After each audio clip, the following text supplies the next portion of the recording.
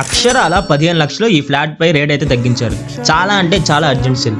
వీడియోను అస్సలు మిస్ అవ్వకుండా ఎగ్జాక్ట్ లొకేషన్ చెప్తా. ముందు మనకి fully furnished 3 BHK flat price అయితే 75 lakhs చెప్పారు.